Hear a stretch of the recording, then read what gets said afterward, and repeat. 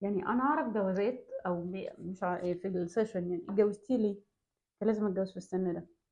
ليه كان لازم تتجوزي في السن ده؟ اخويا كان اتجوز واختي كانت اتجوزت وانا اللي كنت قاعده. طب حبيتيه؟ لا بالعكس، انا من اول يوم شايفاه ان هو قليل، بس كان لازم اتجوز واخلف زيهم عشان ما يقولوش عليا اني بايره. عشان مرات اخويا طول الوقت من واحنا صغيرين بيقارنوني بيها لانها قريبتنا. عشان اختي الاصغر مني اتجوزت وهتخلف، وانا اللي هفضل انا في البيت. انا ما استحملش ده، استحمل اخد واحد انا اقل من هو اقل مني وابتدي اشتغل عليه، على الاقل اضمن ان هو كمان ما يسيبنيش، ويبقى عندي حاجه مش عند حد، ان هو في طوعي.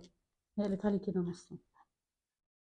طب انتي مبسوطه معاه؟ لا، انا مش طايقاه اصلا، مش طايقه ابص له. طب ليه مكمله؟ عشان ما يتقالش اني اتطلقت، هم عايشين حياه حلوه جدا. الكلمه اللي بعدها قلت لها طب امتى بتبقي يعني على الاقل في مكان في وقت تكوني حاسه فيه بحب او. قالت لي لما اقعد قاعده واحس ان قدامهم ان انا بتحكم فيه وان انا بسيطر عليه وان هو رايح وجاي وبيجيب لي وبيعمل لي. دي اهم حاجه عندي. هي مش شايفاه اصلا. الله اعلم جوزها حاسس بايه، والله اعلم السيتويشن بينهم ايه، او الله اعلم هو حاسس بده ولا لا. بس المقارنات اللي دخلت فيها مع اختها ومرات اخوها مخليها مش شايفه غير ده قدامها. كل حاجه، الاكل، اللبس، الحضانات، ايه تاني،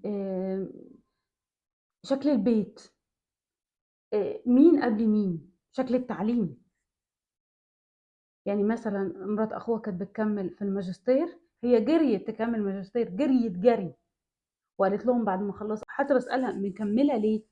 قالت لي مش عاوزة يكون أنا أصلا طول عمري كنت بفكر وهي اللي سبقتني وهي اللي عملت. طب ما ابتديتيش ليه غير لما هي ابتدت؟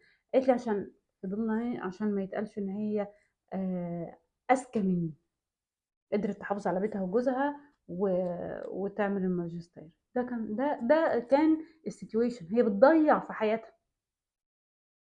بنتها عندها مثلا 12 سنة، عندها نوبات هلع لأن هي بتبهدلها كل يوم عشان لازم تطلع الأولى، عشان ابن أخوها اللي في سنها بيطلع من الأوائل. شايفين السيتويشن عاملة ازاي؟ بس دي واحدة ضيعت حياتها.